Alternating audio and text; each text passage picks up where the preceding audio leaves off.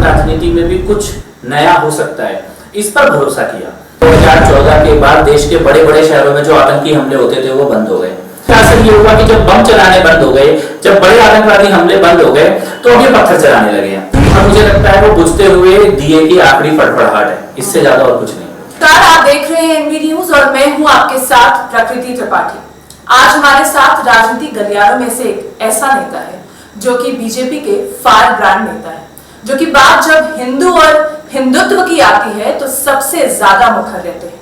स्वागत है NB news पर बीजेपी के फायर ब्रांड और कद्दावर नेता कपिल मिश्रा जी का। बहुत बहुत स्वागत है आपका। थैंक यू, नमस्ते।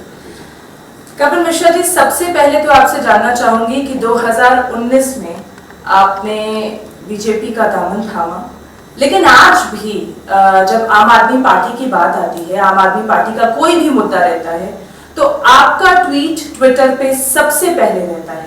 ये आम आदमी पार्टी से आपका जुड़ाव है या कहीं ना कहीं वो कोई टीज है जो आम आदमी पार्टी के प्रति आपके मन में रह गई है और वो ट्विटर पे निकल रही है? क्या कहेंगे आप? ये दिल्ली के एक आम नागरिक का, दिल्ली के लड़के का दर्द है। दिल्ली वालों ने जब अन्ना आंदोलन हुआ, इंडिया अगेंस्ट करप्शन हुआ, तो दिल्ली वालों ने एक वैकल्पिक व्यवस्था बनेगी, भ्रष्टाचार मुक्त कोई शासन होगा और वर्तमान राजनीति में भी कुछ नया हो सकता है, इस पर भरोसा किया।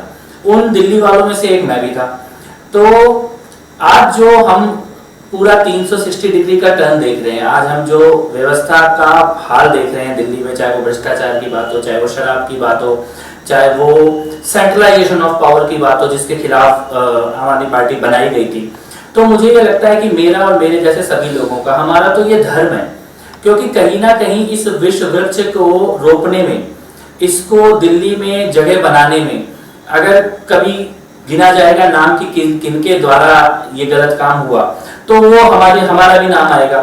तो हमारा ये धर्म है कि आगे आकर उसको ठीक करने के लिए प्रयास करें। हिंदुत्व के मुद्दे पर आप बहुत ज्यादा मुखर रहते हैं और जिस तरीके से इस समय आप देखिए हिंदुओं की टारगेट किलिंग देखी जा रही है, 6 महीने के लगभग आपको आंकड़े बताऊं तो लगभग 42 हिंदुओं को मारा गया है। आए दिन कश्मीर की घाटियों में ऐसे मामले सुनने में आते हैं। ऐसे में आप क्या कहेंगे, हिंदू कितना सुरक्षित है? और इस तरीके के जो मामले सामने आ रहे हैं, कन्हैया का प्रकरण देख लिया जाए, कहीं ना कहीं वो कन्हैया लाल का एक प्रकरण देखा जाए, तो ऐसे तमाम मुद्दे हैं जो कि सामने देखने में आ रहे हैं।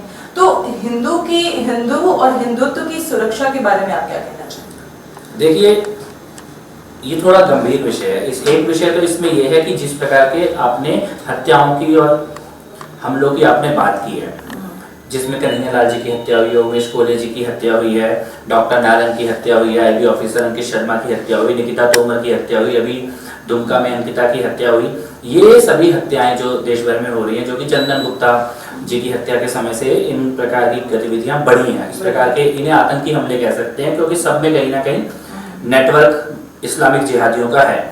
दूसरा, हिंदुत्व के ऊपर अटैक, हिंदुत्व को आतंकवादी साबित करना, यानी कि हमारे भी हमारे भाई और हमारे बेटे जा रहे हैं और उसका इल्जाम भी हमारे ऊपर ही आ रहा है, गाली भी हमें दी जा रही है। ये दो प्रकार की घटनाएं हो रही हैं। सीधे सीधे हत्याएं तो इस्लामिक जिहादी नेटवर्क कर रहे हैं।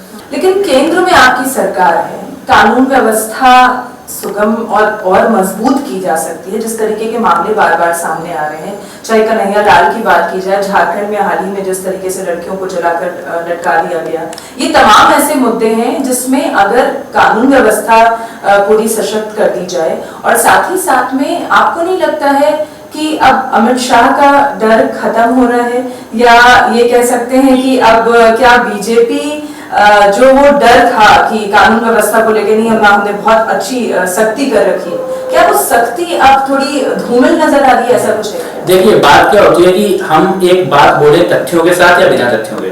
तथ्य यह है कि इस देश में 2014 के बाद देश के बड़े बड़े शहरों में जो आतंकी हमले होते थे वो बंद हो गए। इसी दिल्ली के अंदर बसों में, ऑटो में, टैक्सी में लिखा होता था कोई भी लवारिस वस्तु बम हो सकती है, अपनी सीट के नीचे देखिए। देश के सारे बड़े शहरों में आतंकी हमले होते थे। मुंबई में कितने आतंकी हमले हुए हैं, दिल्ली में आतंकवादी हमले हुए, लाजपत नगर में, सरोजनी नगर में, चांदनी चौक में, घंटाघर में, दिल्ली में लोग मारे गए हैं, कनॉट प्लेस में हत्याएं हुई हैं आतंकवादियों की हमलों के द्वारा 26/11 मुंबई के ट्रेन में जो हुआ, उसके अलावा कसाब का जो होटल में जो हमला किया गया ना, इस प्रकार के जो हमले हमने गुवाहाटी में देखे, हमने हैदराबाद में देखे, हमने बेंगलोर में देखे, हमने यहाँ तक कि संकट मोचन हनुमान मंदिर के ऊपर आतंकवादी हमला देखा, जम्मू के रघुनाथ मंदिर में आतंकवादी हमला देखा। ये सब 2014 से पहले होता था। 2014 के बाद देश के किसी भी शहर में एक भी आतंकवादी हमला हुआ क्या? वही पुलिस है, वही सेना है, वही इंटेलिजेंस है, लेकिन बदला क्या? केवल राजनीतिक नेतृत्व तो बदल गया। और जिस देश में हर 3-4 महीने में आतंकवादी हमला होता था, जहां पर बसों में और ट्रेन में लिखा ही होता था कि कोई भी वस्तु बम हो सकती है, वहां आतंकवादी हमले बंद हो गए। तो ये किसके कारण बंद हुए हैं? दूसरी बात हम करते हैं नक्सलवाद की, नक्सली आतंकों की। 25% पे आ गया जो नक्सली हिंसा के शिकार लोगों का आंकड़ा होता था। ये पिछले 7 साल में हुआ है। अभी 2 दिन पहले नक्सलवादियों के सबसे बड़े जो उनका क्षेत्र होता था, अड्डा होता था, जो भी उसको आप नाम दे, उसको समूल खत्म कर दिया गया। आज नक्सल मुक्त कर दिया गया। वो जो रेड कॉरिडोर पूरा पश्चिम बंगाल से लेकर और आंध्र प्रदेश तक सेलिब्रेट किया जाता था देश के कुछ लोगों के द्वारा, वो आज लगभग खत्म हो गया और केवल कुछ जिलों के अंदर बच के रह गया है। तो अगर हम आंकड़ों में बात करेंगे आतंकवादी घटनाओं की, नक्सलवादी घटनाओं की, इनकी फंडिंग बंद होने की, तब तो हम देख सकते हैं कि उसका प्रभाव क्या है आंकड़ों। लेकिन इसका असर क्या हुआ? इसका असर ये हुआ कि जब बम चलाने बंद हो गए, जब बड़े आतंकवादी हमले बंद हो गए, तो अब ये पत्थर चलाने लगे हैं। शहरों के अंदर दंगे जैसा माहौल क्रिएट करने की कोशिश करने लगे हैं, सड़कें बंद करने की कोशिश करने लगे हैं, और मुझे लगता है वो बुझते हुए दिए की आखिरी फड़फड़ाहट है, इससे ज्यादा और कुछ नहीं।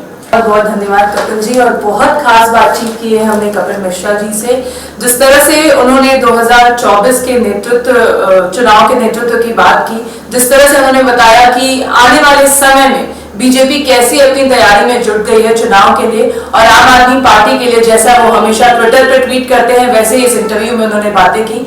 बहुत खास बातचीत थी, बहुत अच्छी चर्चा उनसे हुई। आप हमारे साथ बने रहिए, देखते रहिए NV न्यूज़।